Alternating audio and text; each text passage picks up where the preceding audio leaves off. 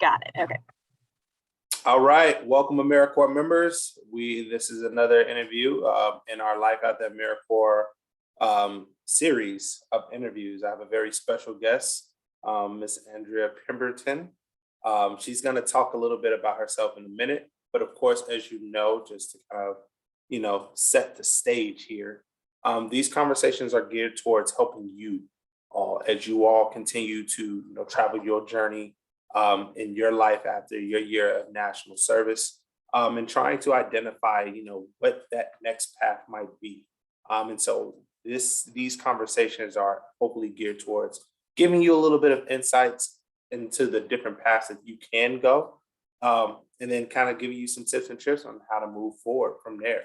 But without further ado, I am going to turn it over to Miss Andrea Pemberton to kind of let the people know who you are, where you're coming from. Sure. Hi, everyone. As Ilyas said, my name is Andrea Pemberton. I'm currently serving as the Executive Director for TIPROS, which is Tulsa's Young Professionals. I came in as an AmeriCorps with City Year Tulsa back in 2015. And decided to stay here in Tulsa after I was finished with my year. But of course, the journey from there to here has been an exciting one, and I'm really excited to share a little bit more about what that looks like. For context of the organization that I run now, TIPROS is a program of the Tulsa Regional Chamber. We support young professionals through professional development, coaching, networking, opportunities for community projects to give back to our city. And so we're a volunteer organization. I help support hundreds of volunteers on dozens of projects throughout our community each and every year. Awesome. And I am super excited. Definitely the first executive director that I've gotten to, come across in the nonprofit space that started in a similar space as myself as an AmeriCorps member. And speaking of AmeriCorps members, for my first question, would you like to explain to people, what led you to serve in national service? What brought you to AmeriCorps? Yeah, so everyone has a little bit of a different story. Mine, I had finished my undergrad at the University of Oklahoma, and I knew that I had wanted to apply for a Fulbright research grant.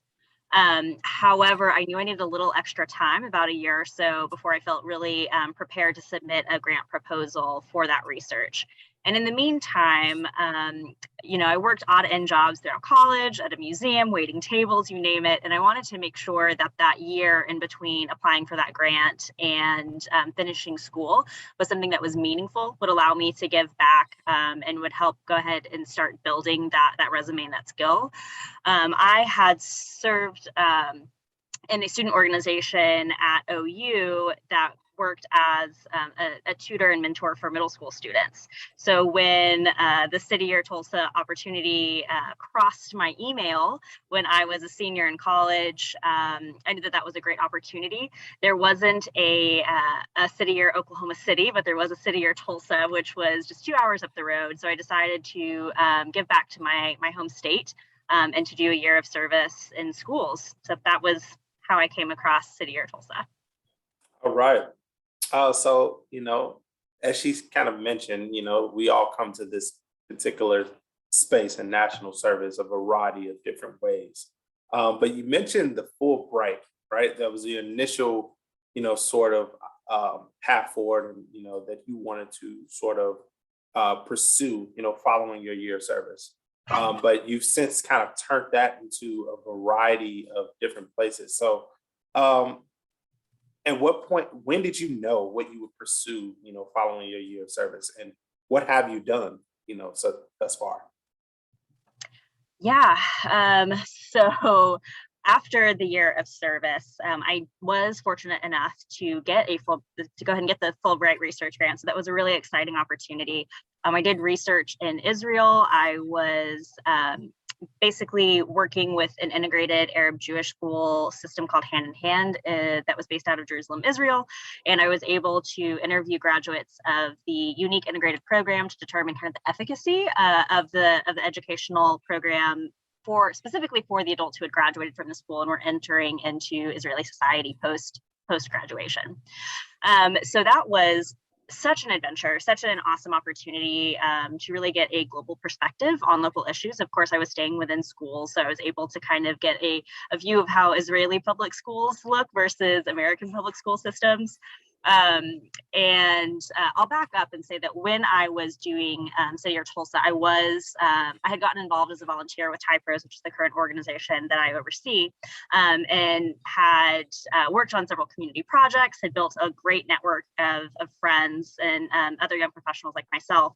So when I wrapped up my Fulbright research grant, I was a free agent, right? I didn't have a job. I wasn't in school any longer. So it was time to kind of buck up and get a big girl job. So I was applying for jobs kind of everywhere and wasn't having too much luck. However, my network in Tulsa kept reaching out to me even when I was in Israel saying, we're excited to have you back. You need to come home. At that time, I didn't necessarily consider Tulsa home, but because of the networks I had built, they really did draw me back. And I said, okay, friends, here's the deal. I said, I'm going to send you my resume. I am going to kind of leave it in your hands. And if I can get a job, then I will come back home to Tulsa. And the very next day, I had a phone call from someone who was within that TIPROS network. His wife, who was also an AmeriCorps member, she was with Teach for America, had created and built her own charter school here in Tulsa. So she called, she knew the value of AmeriCorps experience, knew all about City or Tulsa with her time with TFA, and was really excited to hire me on. So I actually became a 5th grade math teacher, again, kind of staying in that education track. And serving in the Tulsa Honor Academy school, charter school. So that was my journey. And to finally get me to where it was, cut to the summer, or the spring of 2018. We had teacher walkouts here in Oklahoma and honestly across the nation. And it became pretty apparent to me that even though I loved being in the school and I loved supporting education directly, there were ways through advocacy and other forms of community involvement that we can continue to support our students and help them not only from, kindergarten, but all the way through to their professional ventures after school. So an opportunity came available at TIPROS, and I took that job. So I have been kind of here ever since. So it's a combination of Tulsa, a combination of education, a combination of building that network, and really leveraging and really kind of digging the well before I was thirsty to have a great network of people here in the community that could support me in my transition after my AmeriCorps year. That's really, really awesome. And I love what you had to say, about, really building your network and how important that is, especially as, you're seeking to kind of, venture off and get that big girl or big boy, job. I know myself that is, probably one of the founding reasons why I'm even here before you to even have this conversation. And so, can't say enough to you all, the AmeriCorps members, how important it is to build that network and, make sure that you're building those relationships with, people along the way, because you never know how those relationships will bear fruit, in the end or in the future, as you're, looking to kind of further your professional journey. So back to our interview, for my next question, at what point during your actual year of service, was there any particular moments that may have contributed to your decision to ultimately pursue what you ended up pursuing, right? And, you've done a few things. You've gone and, did research or scholarship. You found your way into becoming a teacher. And then now you're executive director of a nonprofit organization. Is there any particular moment in your service year that you can think back to that, helped you make your decision? Hey, this is what I know is right. This is what I'm going to do, and it's come to fruition. Sure.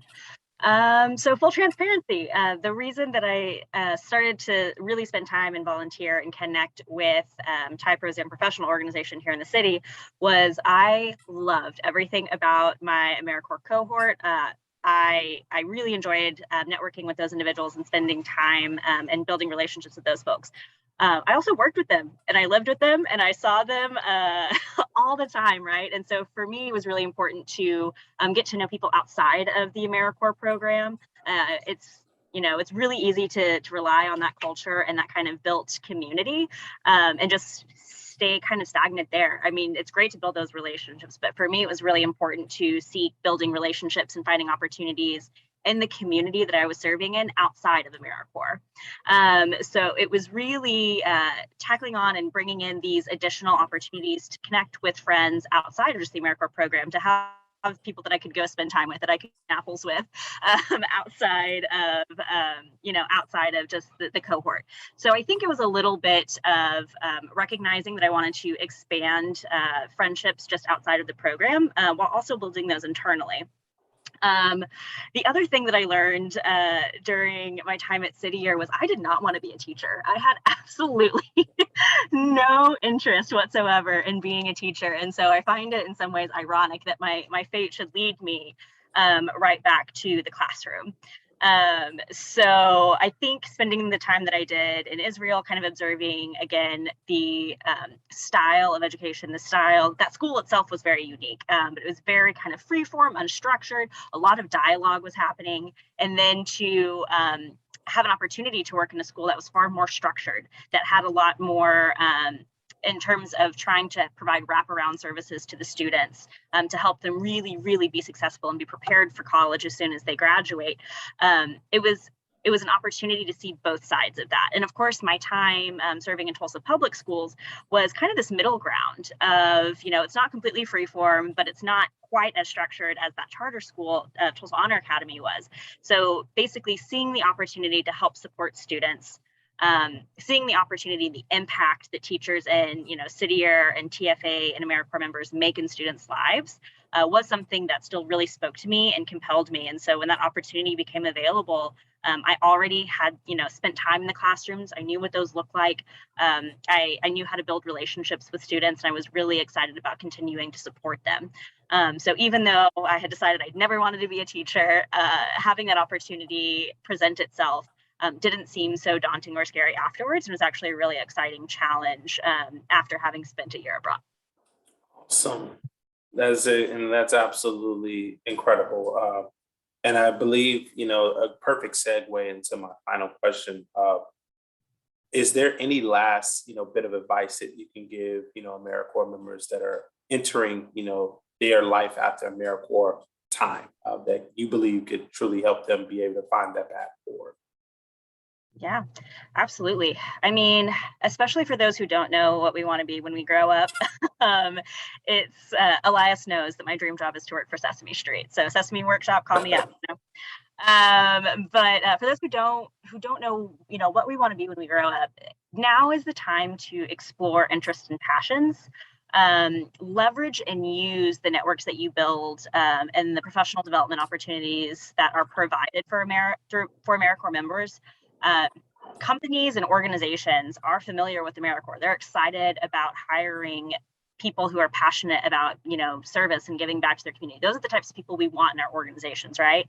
But spend time outside of AmeriCorps. I know we work long hours, we're tired by the time we get home. We've committed emotionally, physically to kind of help support our students and our programs. But take that improv class, go, volunteer at the animal shelter, get connected with a local young professional organization, get involved with an arts association, find what those outlets for creativity and connection are just outside of the AmeriCorps program. Leverage the AmeriCorps program for that professional development and for those networks and connections, but take this time to start building out those other networks and opportunities, because you never know where they're going to lead. And it really does kind of expand what is possible. So really, really think about taking just a few hours out of your week or on the weekend. And I know we all want to decompress and chill and, binge Netflix on the couch, but take an hour or two to go explore an interest, a hobby, a passion, or just something that's interesting to you. I think that will really help kind of pave the way for you to kind of see what's next in your journey. Sweet. Well, AmeriCorps members, Andrea, we've talked about everything.